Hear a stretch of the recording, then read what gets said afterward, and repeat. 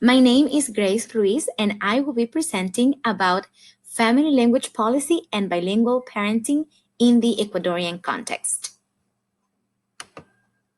First, I will go over the problem statement, objectives, theoretical framework, and finally, the methodology. Speaking English is highly valued worldwide, Ecuador included. Literature reveals not only that English speakers have access to plenty of opportunities in life and a brighter future, but also that sociopolitical and economic factors impact parents' desire for their children to reach language literacy. This desire, ideas, and beliefs are known as language ideologies that influence directly and structure practices that enhance the acquisition, maintenance, and continuous development of that language. On the other hand, literature also suggests that many other aspects influence family language practices greatly. Therefore, positive language ideologies not always result in positive outcomes in regards to those parents' desires for their children to reach bilingual literacy. Although English is the most spoken language worldwide, it is considered a minority language within the Ecuadorian context. Regardless of the Ecuadorian government's efforts to potentialize bilingualism, those efforts are deemed just unreachable.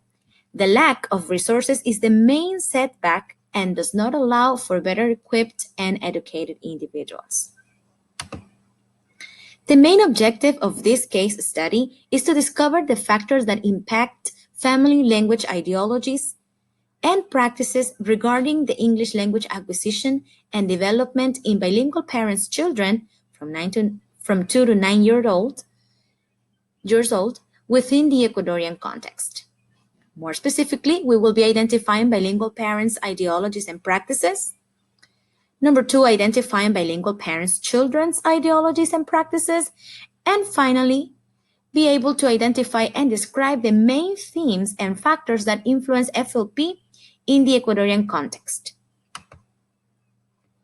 The literature review within this theoretical framework is mainly focused on FLP.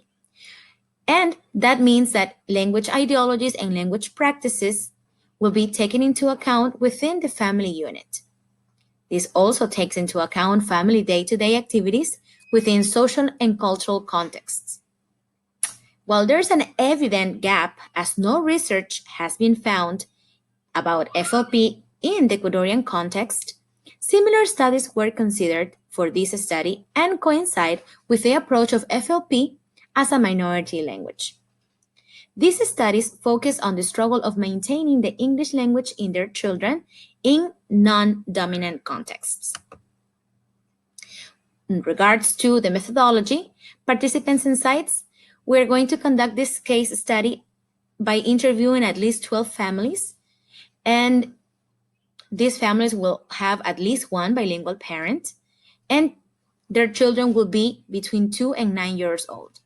The interviewees are part of middle upper class who attend a private school here in Guayaquil and will last about 30 to 40 minutes long. The instrument will be a semi-structured interview, just very similar to the other case studies taken into consideration.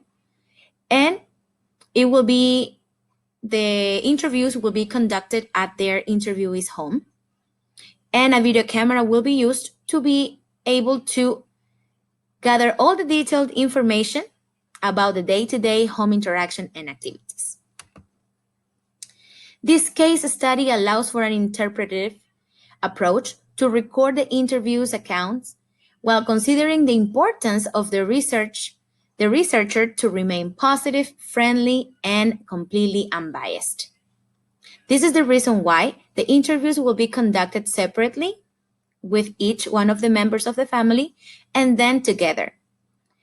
It's important to also mention that in order to add validity to this study, a triangulation will be taking place as well as participants check. And that will be it. Thank you for your time and attention.